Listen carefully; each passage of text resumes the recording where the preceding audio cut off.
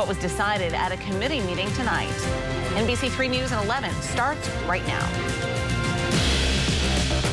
The 2016 Edward R. Murrow Award winner for overall excellence in news. This is NBC3 News at 11.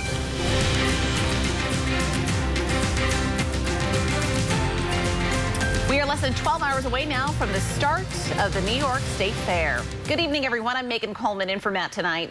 Right now, a live look at the brand new gates outside the New York State Fair, where crowds will soon be flowing through when the gates open up at 10 o'clock tomorrow morning. Right now, last-minute preparations are underway. Now at 11, Mary Keeler's live at the fairgrounds. She's with the vendors, and Mary, it seems they are working nonstop. That is a great way to describe it. It is truly the final countdown now, as you said, 12 hours to go, and people are putting the finishing touches on pretty much anything they can, and it's no different here at Santillo's. They are hard at work in the back, chopping onions, peppers, making everything as perfect as they can before those gates open tomorrow. All this comes, of course, after getting that final okay from New York State. Prep is the name of the game for vendors rolling onto the Midway. Last days are very important, especially with the state. It gets harder by the minute, but we go through it and we're happy. J.R. Case and staff are back at the fair for the 11th year with their restaurant, The Cabin. So they are well versed in all the safety checks for food vendors done by the State Department of Health and the Fire Department. They check for fire extinguishers, they check for safety, and the Health Department checks the temperatures in the cooler, the temperatures of the food, how the food is, the food's covered up. The owners of each booth also have to get to the safety meetings with fair officials. Vendors that don't sell food and drinks have their own routine, too. We just come in, set up in our spot. The director of concessions knows that we're here, and if there's a problem, he'll stop and say, hey, you gotta move a little bit or something. But they still put in a lot of prep work. Put up the clothes, the grates, all the hats, everything, get it prepped for tomorrow, the flooring, everything. And JR says the thorough job done by fair officials to keep things in check makes it easy to come back each year. State Fair, everybody hollers about it, even me sometimes, but it's a very hard job, and they're very good at it. And of course, they've had a lot of inspections. There are a ton of vendors, but fair officials say they're so excited to get people through these gates tomorrow morning to really get their feedback on the new setup, and they're just really looking forward to seeing how people react to this brand new big Midway. And by the looks of it right now, all around me, people are working. They're going to make these last hours count, putting all that final prep work to the test as the gates open tomorrow at 10. Live at the New York State Fairgrounds, I'm Mary Keeler. All right, final preps well underway. Mary, thanks. This year, a number of amphitheater concerts will take place during the fair, and tickets for the 4 shows will get you free admission to the fair on any one day. On the nights of the amphitheater concerts, Centro will begin providing shuttles from the main gate of the fairgrounds beginning at 4:30 in the afternoon, and they will take you over to the amphitheater. If you're just going to the concert, you can park in the orange lot and take a shuttle to the amphitheater gates. And a reminder, only small snack food items and sealed water bottles are allowed into the amphitheater. So make sure you eat your fair food before the show. Tomorrow, country superstar Keith Urban will take center stage at the Lakeview Amphitheater. That show starts at 7:30. At the fairgrounds, Big Voodoo Daddy will kick off 12 days of performances at Chevy Court. The Swing Revival Band will take the stage at 2 p.m. Then pop star Kesha will get the party started at 8 o'clock at Chevy Court. Those Chevy Court concerts are free. Your fair forecast in just a minute, but first in Indiana, a temporary state of emergency is declared in a county hit hard by tornadoes. Every street in Howard County and the city of Kokomo have been closed to non-emergency vehicles. Kokomo saw the worst damage after several businesses and multiple homes were flattened. So far, no serious injuries are reported. People were asked to return to their homes. So So we have seen that severe weather out there to the west of us. Is that what's headed our way? I know we do have some rain coming in. Wayne, is this a weakened version of that? Well, I think what we're going to have is we're going to call it that, a weakened, a much weaker version of what they've had out there. But 42 tornado reports from central Indiana on up into northwestern Ohio during the afternoon, evening hours today. And it's a little part of that system, just a tiny part of that developing ahead of a cold front headed our way that will bring us our chance for scattered showers and the chance for a couple of thunderstorms in here tomorrow and tomorrow night. Here's what's going on right now. Live triple Doppler radar brought to you by Cuca Community College. All is quiet around the region right now. We widen out the view, and we do have a cold front out to the west with this weakening line of showers and thunderstorms, the line that did produce the tornadoes back here around central Indiana. And this cold front is headed our way, and that will bring us those scattered showers, maybe a thunderstorm at least tomorrow afternoon, tomorrow night. Hour by hour temperatures, 1 a.m. were 73, 5 o'clock tomorrow morning was 68, on our way up to 80 degrees by the time we get to 11 o'clock tomorrow morning. So we'll look for a high temperature tomorrow at 86 with a chance of a shower or thunderstorm, better chance later in the day. Here's a look outside right now. Stanley Law Sky Watch overlooking the city with the Stanley Law camera. Skies are still clear to partly cloudy. I'll be back in a few minutes, and we are really going to detail the State Fair weather for all the concerts coming up tomorrow. That's coming up shortly. Wayne, thank you. Developing news tonight in central Italy. Searching using heavy machinery and even their bare hands continue to look for earthquake victims more than 24 hours after 3 towns were reduced to rubble. Italian officials say the death toll is now up to 159, and that number is likely to increase. One collapsed building is being searched. It's a hotel believed to have occupied about 70 people.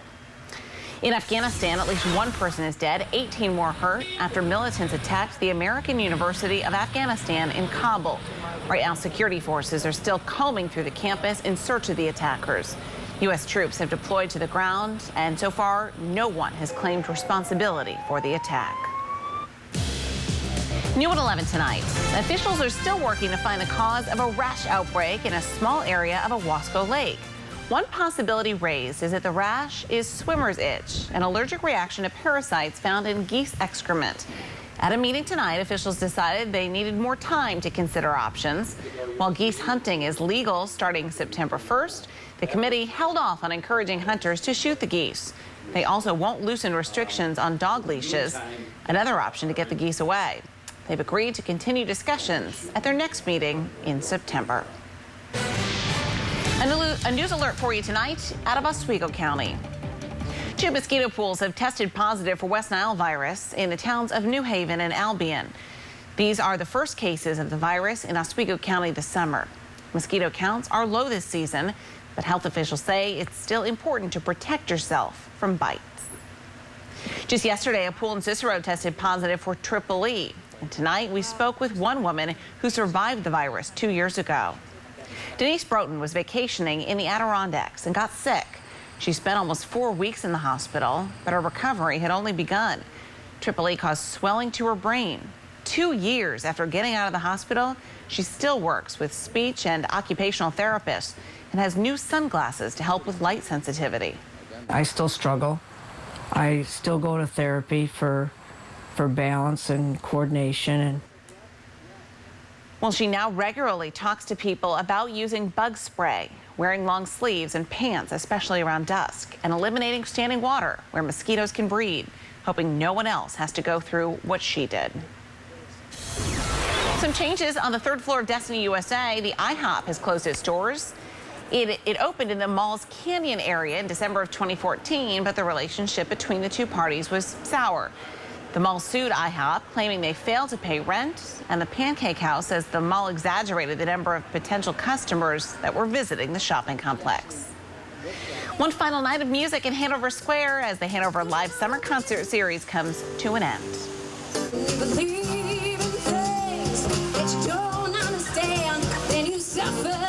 Every Wednesday, various local music bands were featured. Tonight, alternative blues rock duo Castle Creek performed, made up of Kim Monroe and Chris Eves. They've both toured regionally and nationally. The series is hosted by the Hanover Square Association. This is the first year. A total of 7 bands were featured throughout the summer.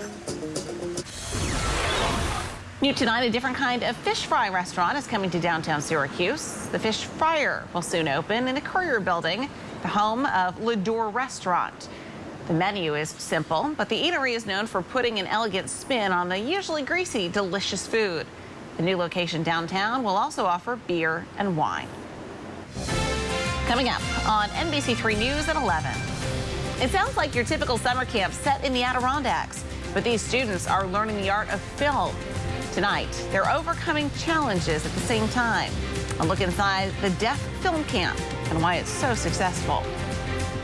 And here are your winning lotto numbers.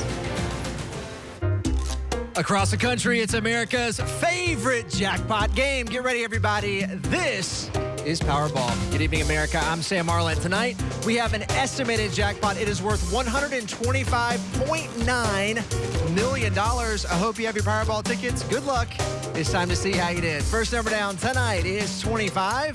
And right after that, America, we have the number 11. Here's Robert Dole from Massachusetts. Robert won $1 million. He says he's going to use the money to buy a house and travel. Next number down is the number 9. That's followed by 65, and we're going to wind it up with 64. All right, now for your winning Powerball number, it is 16 tonight, and that Power Play multiplier is 3. All right, out to the weather deck now. Day before the fair, Chief Meteorologist Wayne Mahar is tracking the forecast for us. With opening day set for tomorrow, Wayne, all eyes are on that forecast. Oh, you're right. You know, all eyes on the forecast. Obviously, we would love to have a day like today for opening day. I don't think it's going to be quite like today. We got a little bit of an issue with a little weather front coming in. But still, just to give you a little silver lining to that, the weekend is still looking pretty darn good. So good-looking weekend ahead. And I'm sure we've got a whole lot of other great weather days, too, during the run of the fair. But let's start out with what's going on right now. And then I'm really going to detail for you the weather for the fair, not only for tomorrow for all the concerts coming up, but your fair planner forecast right on into at least early next week. Here's what's going on right now. Live triple Doppler radar brought to you by Cayuga Community College. All is quiet around the region right now, but if we get a wider shot, you can see right now we've got that cold front out to the west of here. This is the one we've actually talked about for a number of days on that 7-day weather outlook, because ahead of that front, the warmth and increasing humidity, we saw a little bit of that today. Certainly got a more muggy night overnight tonight. And eventually, as this front gets a little bit closer to us, that's going to bring in this, well, right now, what is a weakening line of scattered showers and thunderstorms. But during the day tomorrow, on into at least tomorrow evening, it's going to gain a little more strength again. So that's why we've got a call for the chance of a shower or thunderstorm tomorrow morning. Somewhat better chance for at least some widely scattered showers and thunderstorms tomorrow afternoon on into tomorrow evening, as this cold front ever so slowly pushes its way on through later on tomorrow night. So forecast for the overnight tonight, it'll be a mild, muggy night, increasing clouds, and just the chance for a shower or thunderstorm late tonight. And the low tonight, 68 degrees. Okay, let's start looking at the planner forecast. Here's your State Fair planner for you. And we're going to peak the chance for a couple of showers and thunderstorms Thursday afternoon, Thursday evening, up around 60%. And then I think it's going to dry out nicely here for the weekend. And then about a 35% chance of a scattered shower, maybe on Sunday night and Monday. Let's detail tomorrow for you. Day 1, Great New York State Fair. Noontime tomorrow, clouds, sun. It's going to be humid with a chance of a scattered shower. Most of the time, probably dry midday, 82. By 7 p.m., a little bit better chance for a couple of showers or a scattered thunderstorm, 73. Concert weather, 2 o'clock tomorrow afternoon. Megan talked about this. Big Bad Voodoo Daddy, Chevy Court, 2 p.m. Weather for that, a scattered shower possible, 83 to 87. And yes, on the humid side, tomorrow evening, we got Kesha, 8 p.m., Chevy Court, the chance of a shower or thunderstorm, temperature 83, dropping down to 79. And then finally, tomorrow evening, 7:30 p.m., Lakeview Amphitheater, Keith Urban, chance of a couple of scattered showers, chance of a thunderstorm, 78 degrees. 7-day weather outlook for you. High temperature tomorrow, 86.